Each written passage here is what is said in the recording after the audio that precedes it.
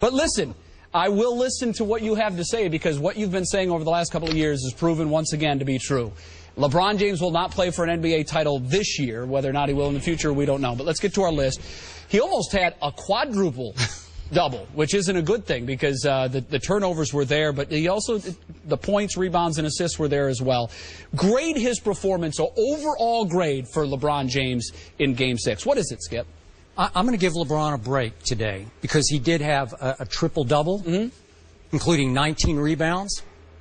So I'm going to give him a D-, and that's D as in dog minus. But that is a break. I thought for sure you had him for an F-.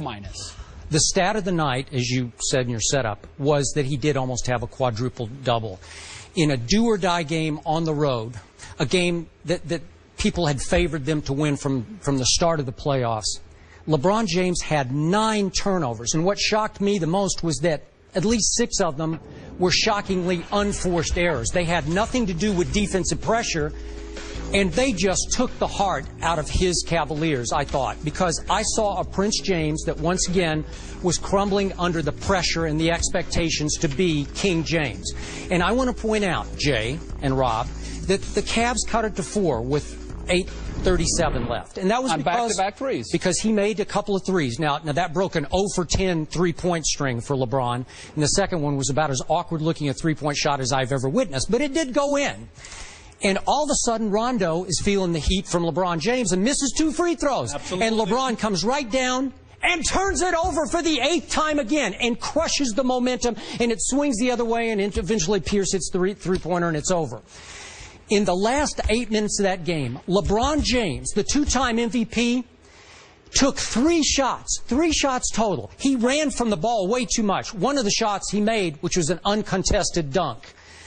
And yet, in the last 2 minutes, Rob Parker, I saw LeBron James give up. And in turn, his team gave up. The whole team did, They all just said, okay, if you're giving up, we'll stop. We won't foul.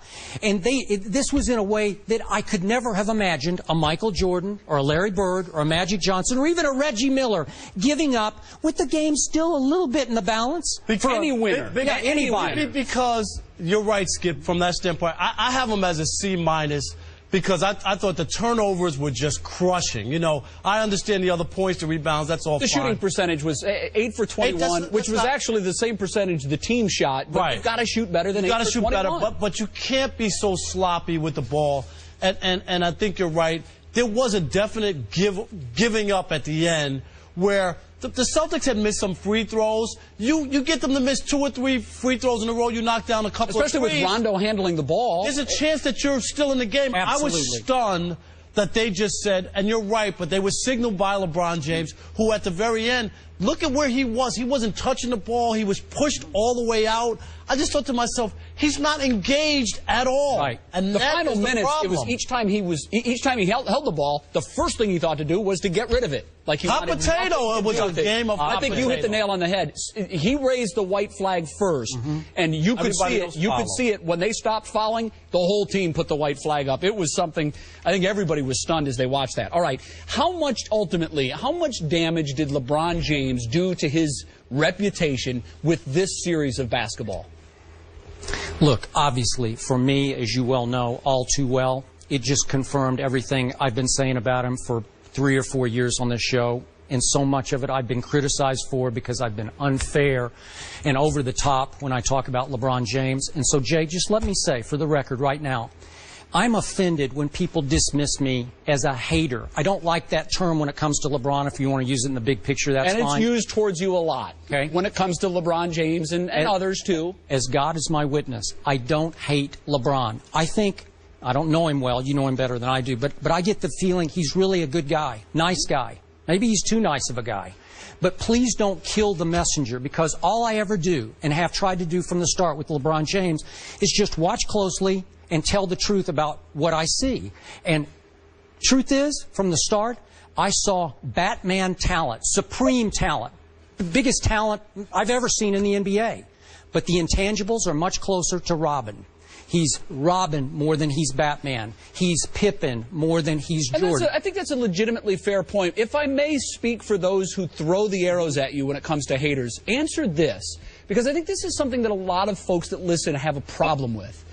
We understand that there are shortcomings in the game. It's obvious. If you watch him as closely as you have, they are there. But the D- is to automatically dismiss a line, Skip, 27 points, 19 rebounds, and 10 assists. Now, yes, the turnovers are inexcusable, and the shooting percentage was pathetic, but a D- implies that he is the worst student in the class. That's where I think those that come at you with that hater line, I think that's the problem that they may have. We're back to Michael Jordan. I feel like he begged this comparison because he did choose number 23 and he's going to change to 6 next year, but he did steal the powder throwing routine, and I thought he shamed the number 23 the last 2 games, and that's my legacy for him right now because that's all I have to go on. But well, you have other games. I know, but he was lifeless in those last 2 games. That's fair. To the point I'm saying he's the fake MJ. He's the 2-time MVP with 2 times the best regular season team by far to me, and the prohibitive favorite going into the playoffs. And twice now, I've gone, okay, I'm going Orlando in 6 last year over Prince James. You got them both. And then I'm going Boston in 6 because he can't stand up to the pressure. The higher the expectations, the worse he performs. Right. Now this is, you know, you talk about damaging his reputation, and I think he did damage it, especially the Game 5 was even more, where people just really lost their minds on what he was doing and couldn't put a finger on it. A lot of head scratching to the disconnect of it wasn't there. Totally. I think today people should appreciate Michael Jordan more than ever before because, and I'm not saying it's LeBron's fault, because people always want to make a comparison, totally, Skip, to Michael Jordan. And when you look and now start to compare the notes, how hard it is to win and what it takes other than just pure basketball talent, which we know LeBron has, it tells you about that gene you always talk about that Michael has, that you've got to question now whether or not LeBron really has it. I think those questions are fair. And I think this is what I got. Just 2 minutes ago, I'm in the cafeteria. Young 20-year-old black guy who is a LeBron fan, and those are all the people, Skip, who you hear from who are all on LeBron's the greatest, said today for the first time, you know what, I think I'm going to be off this bandwagon. He is not Michael Jordan. And I think people are going to finally buy into what you've been saying for a long time. Let me bring something up quickly, because you have always made the contention that it was LeBron who welcomed that upon himself. Truth be told, he was the chosen one, as dubbed by Sports Illustrated. The mass media, Skip, from the time this kid was 15 years old, was saying, as we so unfairly and often do, here he is, the next one. I don't believe that LeBron James discouraged those. No, he didn't discourage it, but at 16 and 17 and 18-year-old, but I think do you know how to do that? Okay, what we've seen now, period, end of story. LeBron James was made for the regular season. He's a regular season dynamo. He's made for our Sports Center plays of the night because he's always #1 in the regular season. But come postseason time, he's the most overrated, overhyped superstar in my history in this business. Seriously. That's my bottom line to this discussion. That's a very fair, I would say that's fair. I would say that's fair. He doesn't have the... With the regular season accolades, we just haven't seen it where we need to see it to this point.